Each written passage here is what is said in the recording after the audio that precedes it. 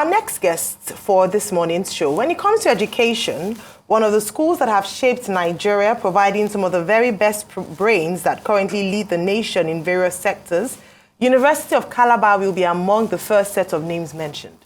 The University of Calabar, UNICAL, is a second-generation university in Nigeria which was established in 1975.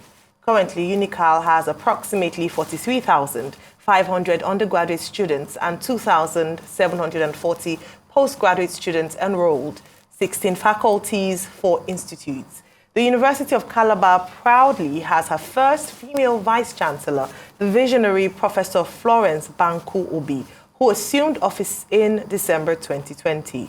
Precisely on the 11th day of March 2022, under the purpose-driven leadership of the current Vice-Chancellor, Professor Florence Obi, the UNICAL Endowment and Trust Fund Limited was established and duly registered as a limited liability guaranteed trusteeship with the Corporate Affairs Commission, CAC, with a 10-member board of trustees drawn from across Nigeria, made up of top business, corporate, legal, and media executives under the chairmanship of His Excellency Donald Duke.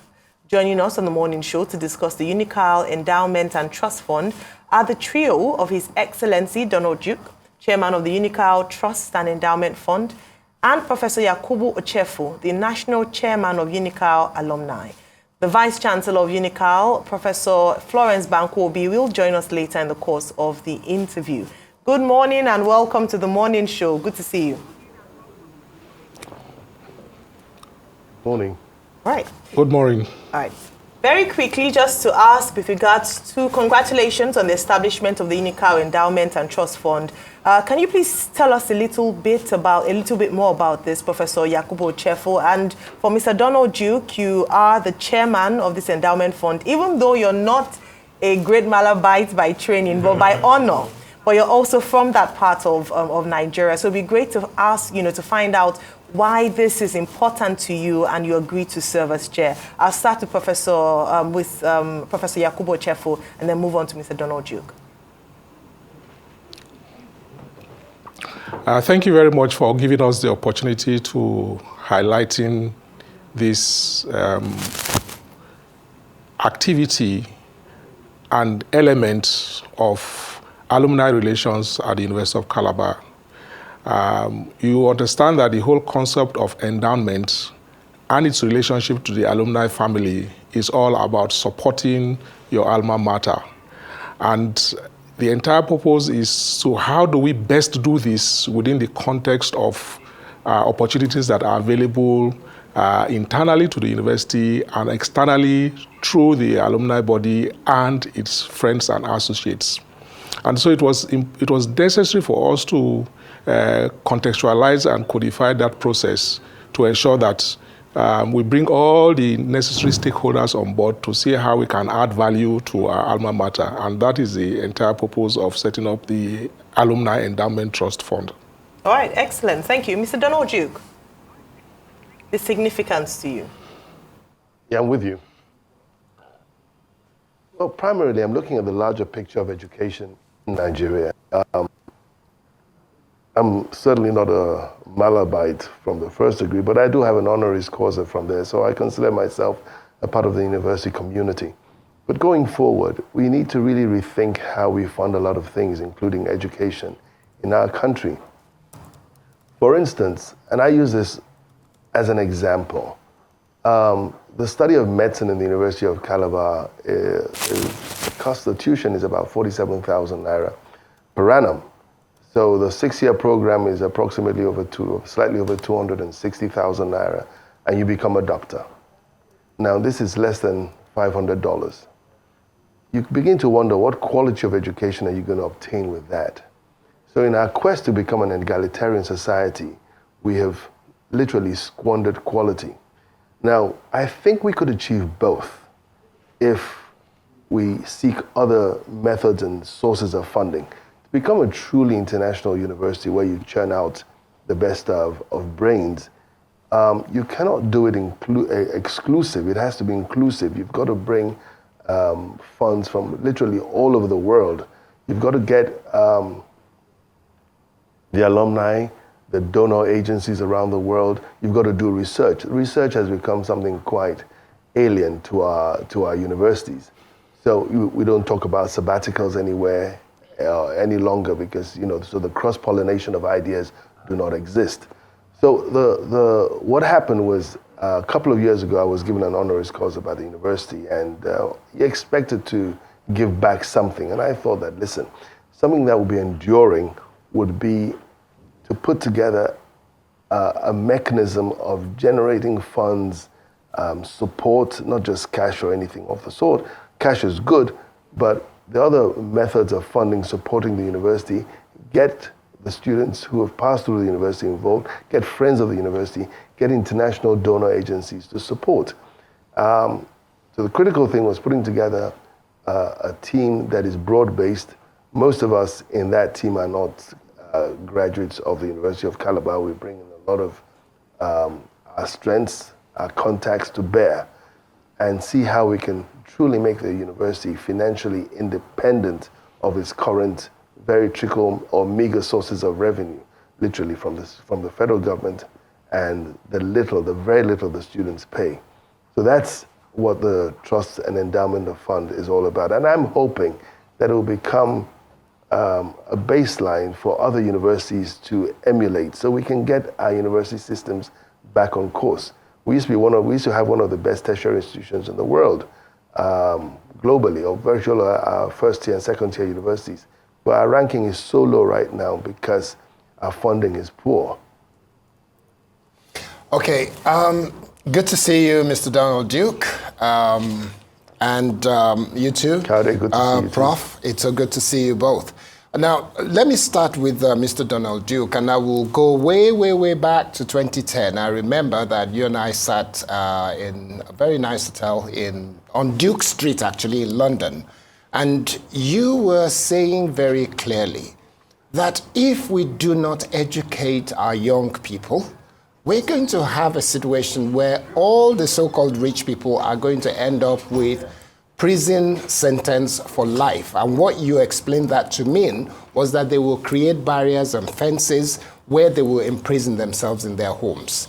Now, let me bring it home to you. In terms of this UNICAL Endowment and Trust Fund, how much are you looking to raise, and which areas are you likely to invest it in? Because we have a massive emergency on our hands in terms of education, to the point where a young lady came in and was telling our vice president some years ago that we need to declare state of emergency. That state of emergency is due now. How much are you looking to raise, and where is that money going? And that question is for both Prof and there's no the limit. former governor. There's no limit to what we want to raise. It's a fund literally in perpetuity. The management of the funds will change from time to time, but the fund itself will remain in perpetuity. And we're seeking funds from wherever, internationally, from donor agencies, and there are quite a lot of them. Once you can key into them and you can sync in ideas, in sync with ideas with them, they will support you. There are folks within our country that are seeking ways of doing some good, but don't know how to go about it.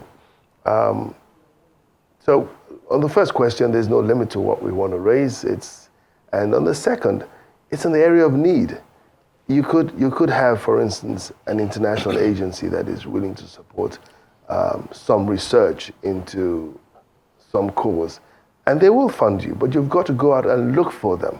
You know, for too long, we've sat down, like everything else, waiting for the money to come. We have to go out and look for the kind of support that we require. The support, for instance, could be cash for the research. It could be some equipment that we require. We want to partner with various agencies, local and abroad. We are working with companies that can support our graduates in terms of internship and exposure. You can go through an engineering department, for instance, in most Nigerian universities, without seeing any engineering equipment. So it's all theoretical. These are the things we have to stop. And so there's really no bandwidth to it. It's wherever, whatever support. So one of the first things we did critically was do a needs assessment. What are the critical needs of the university? Various faculties and departments submitted what they consider their priority needs. And the endowment and its management, and they have quite a good manager in charge who has the requisite know-how, will look to see how we can pair the various needs and the support. A lot of it, 90% of it is international. You're not going to find it here. But training, for instance, the exposure, the internship, making sure that if you're a graduate of the University of Calabar and you have a degree, it's a degree worth what you graduated in. It's not theoretical, it is practical. So it's not just finding the funds, and we need a lot of it, but also finding the opportunity for our students. It also goes further than that. Placements, getting our students jobs after they graduate. Okay. So, and that's why I said there's really no bandwidth to it. Whatever we can do to support. And we didn't localize it to former students of the University of Calabar. You have quite erudite folks on the trust fund. There are people in various sectors of global life involved in it. I'll probably leave Professor Ochefu to tell you more of the membership of the trust fund. I'm only singly opportune to chair it. Okay, so Professor Ochefu, if you can tell us more about the people also working on this trust fund, and also if you can tell us as regards the governance, because all I'm concerned about is one thing to set up a trust fund, but what's the level of governance that will herald this trust fund? Tell us about that, and put a message out there to your fellow Malabites, how you want them to start to put money as from today. Probably at the end of today, we can raise some good money into that trust fund, and people can start signing checks into it now. So you also get a chance to speak to your fellow Malabites. Yeah, thank you very much. Before I go into the governance and other arrangements, let me quickly say that the Vice Chancellor, Professor Florence Obi, had generated a needs assessment that can be divided into 3 clusters. The first was to upgrade and improve the quality of municipal services in the university, in terms of light, in terms of water, and in terms of internet access.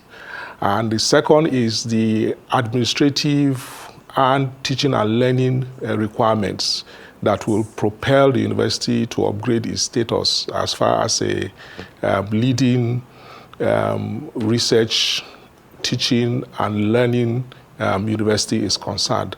So when you put all of this together, you can see why Governor Duke is saying that there is no end to that request, and it is something that it has been designed to be in perpetuity.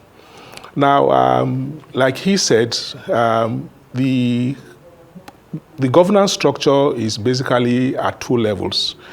You have the Board of Trustees that Governor Duke chairs. And the Board of Trustees is divided into like 3 small categories with friends and colleagues of the university,